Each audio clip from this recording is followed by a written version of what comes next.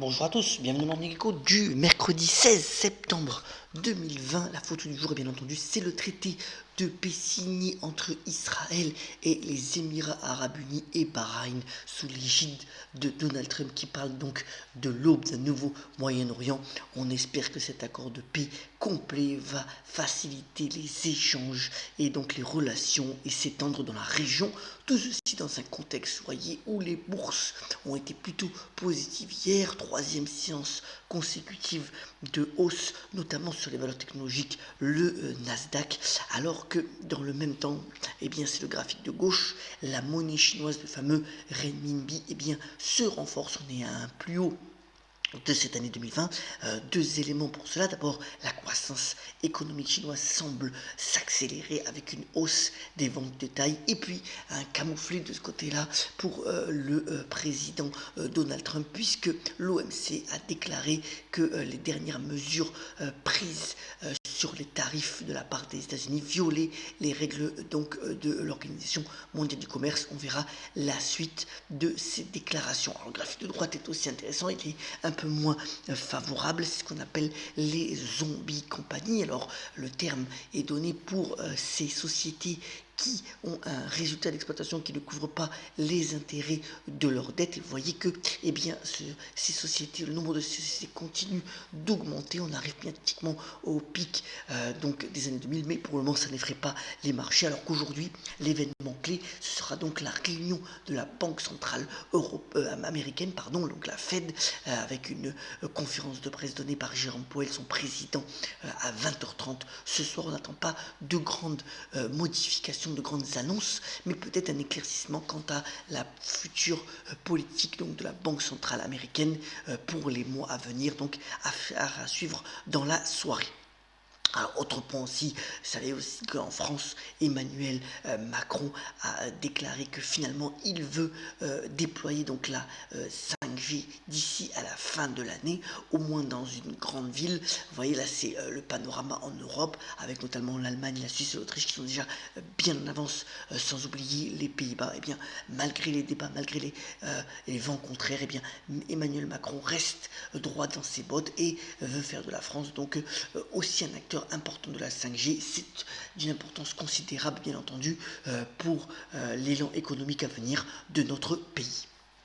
Alors, une initiative dont je voulais parler avant de rentrer dans les résultats de société, eh bien, c'est en Australie, donc la Banque centrale australienne a frappé un nouveau dollar qui s'appelle le Donation Dollar, qui devrait permettre donc à ceux qui le possèdent, il y en a 25 millions qui vont être mis en circulation, déjà 4 qui le sont, eh bien, de faire plus de dons aux associations qui subissent quand même moins de dons dans cette période de crise et qui sont confrontés quand même à des besoins assez significatifs. Voilà, c'est donc une nouvelle monnaie, un nouveau donation dollar qui est créé pour inciter les particuliers donc à faire plus de dons dans cette période particulière.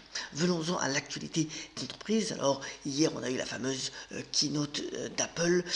Ce qui a été déclaré, c'est donc une nouvelle Apple Watch, donc la numéro 6, qui sera donc commercialisée à partir de 399 dollars aux États-Unis. Un iPad donc plus 40% plus performant et aussi donc tout un panel de services, donc un nouveau pack qui s'appelle One qui sera donc commercialisé pour 15 dollars par mois, qui permettra de bénéficier de pas mal de services d'Apple. Alors il n'y a pas eu donc lors de cette keynote d'iPhone nouveau présenté, mais vous voyez que eh bien, la première société du monde s'oriente de plus en plus dans les services pour connaître plus de croissance.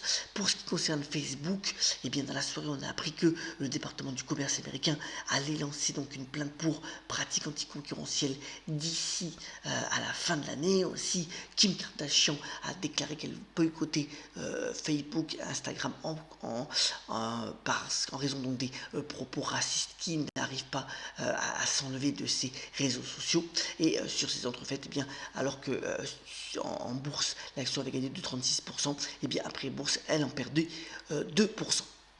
Alors après la clôture, on a eu deux résultats importants aux États-Unis. D'abord, FedEx, donc le transporteur routier, bénéficie à plein du boom du commerce en ligne avec des perspectives d'activité qui ont été encore relevées. Vous voyez que l'action qui avait déjà bien réagi depuis quelques mois, et bien ça juge encore plus de 4% d'après bourse. C'est aussi le cas pour Adobe, donc le fameux éditeur des documents PDF, mais aussi de nombreux logiciels de création qui lui aussi, la société bénéficie d'un courant très porteur sur toutes les activités en cloud et là aussi de résultats au-dessus des estimations. L'action gagnant aussi 4,5% après la clôture. Alors, dans le terme, on est en pleine opération de fusion, de restructuration, et bien c'est le cas de Kraft Food qui vend donc sa division fromage pour 3,2 milliards de dollars en espérant aussi faire 2 milliards de dollars de baisse des coûts. Et ce département-là est vendu donc au groupe Lactalis qui devient le numéro 1 mondial sur ce créneau devant Nestlé. C'est une belle acquisition pour le groupe Lactalis qui avait fait grand bruit, notamment avec le lait infantile, c'était plutôt négatif. Et bien là, le groupe reprend l'initiative avec cette belle acquisition, donc outre-Atlantique. Alors au niveau européen, deux annonces. D'abord, H&M a surpris agréablement les marchés avec des résultats au-dessus des attentes. Le groupe suédois de textile a fait mieux que résister dans cette période et est optimiste pour la fin de l'année. Et puis, eh bien finalement, les sociétés séduisent les politiques puisque après Nicolas Sarkozy et son entrée au sein du groupe Lagardère, et bien cette fois-ci c'est Édouard Philippe, l'ancien Premier ministre, qui est en tête de la popularité des personnalités politiques françaises, et bien rentre en tant qu'administrateur chez Atos, le groupe de services informatiques. Alors il n'aura pas d'activité, enfin, de responsabilité opérationnelle, mais enfin il sera là pour regarder un peu comment évolue ce grand groupe informatique français.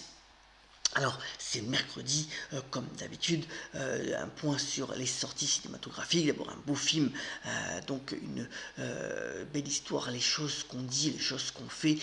C'est un nouveau film de Emmanuel Mouret. Alors, c'est l'histoire d'une jeune fille qui est enceinte de 3 mois et qui passe des vacances à la campagne avec son amoureux. Celui-ci doit s'absenter. Il la laisse avec son cousin Maxime pendant 4 jours et il se passe des confidences intimes, voire plus pour ce film, notamment avec Camélia Jordania et Nils Schneider qui jouent vraiment très bien. Et puis la comédie de la rentrée, donc c'est Antoinette dans les Cévennes avec notamment Laure Calamy qui joue un vrai premier grand rôle.